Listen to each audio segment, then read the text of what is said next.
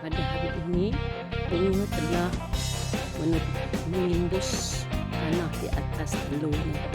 Jadi, tiada kelihatan lagi telur. Mungkin kedai hutan.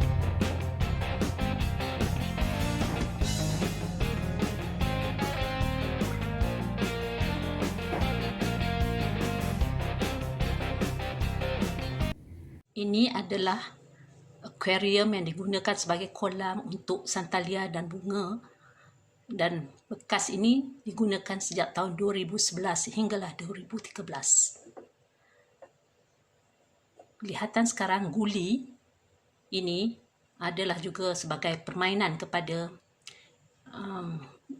haiwan peliharaan saya, dan batu ini adalah tempat untuk mereka berehat.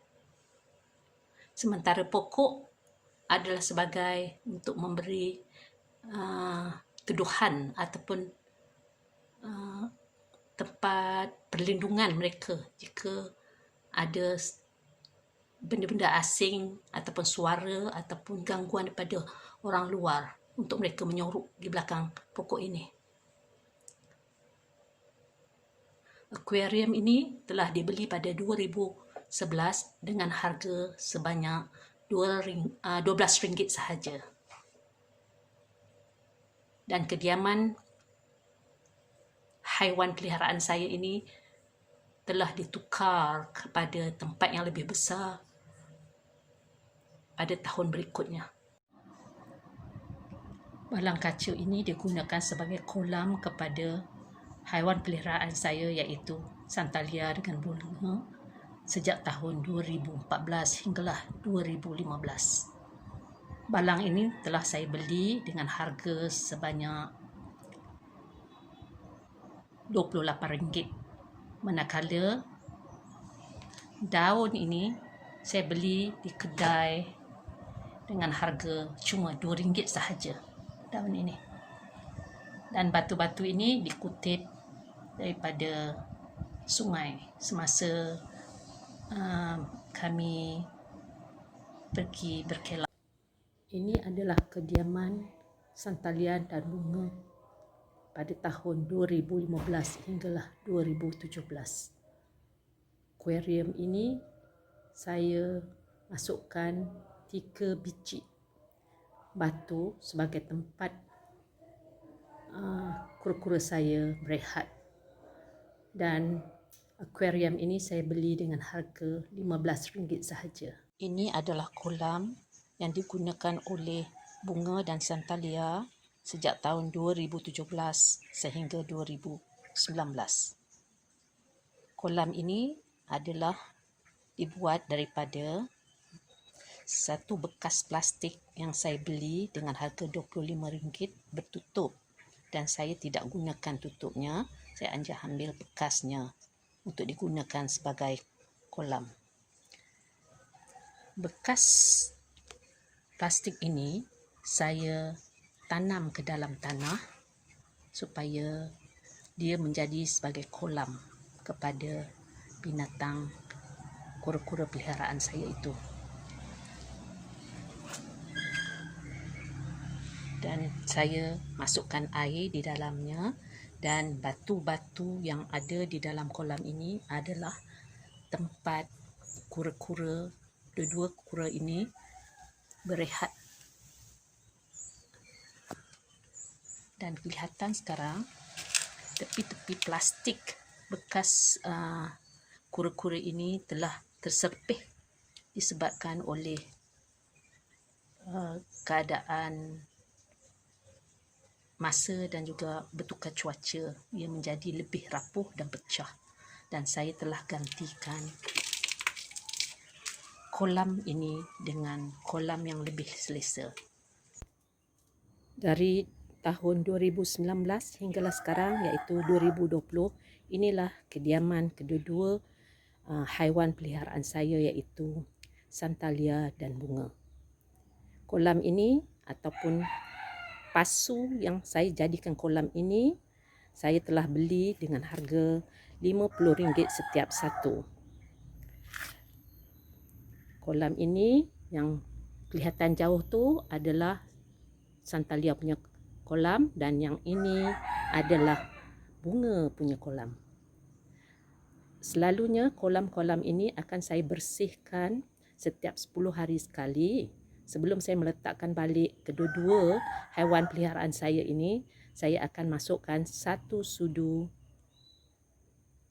ebit ke dalam setiap kolam ini. Ini adalah untuk mengelak pembiakan jentik-jentik di dalamnya. Terutama sekali, air yang bertakung adalah tempat yang paling sesuai untuk pembiakan jentik-jentik Aedes yang boleh menyebabkan demam denggi. Dengan itu, saya lebih berhati-hati kerana untuk mengelakkan demam denggi yang sangat berbahaya itu. Lihatan sekarang, kedua-dua haiwan peliharaan saya, iaitu ini adalah bunga dan ini adalah Santalya. Kedua-dua binatang ini sedang berehat selepas dimandi. Kediaman Santalya dan bunga saya pagari dengan dawai ini di sebelah kiri.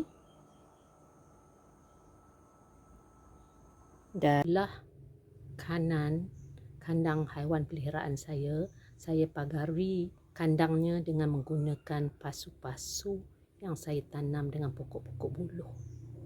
Pisang ini memberi teduhan daripada pancaran matahari yang terik kepada binatang ataupun haiwan peliharaan saya.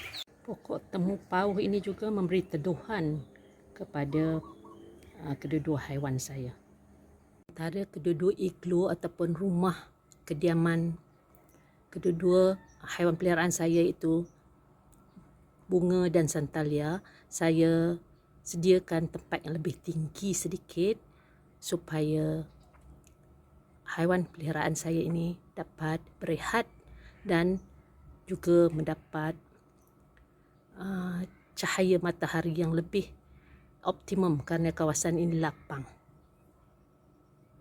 Pokok ciku dan pokok terung pipit ataupun terung Belanda ini juga menjadi tempat yang memberi teduhan dan keadaan redup kepada kawasan kediaman peliharaan saya ini.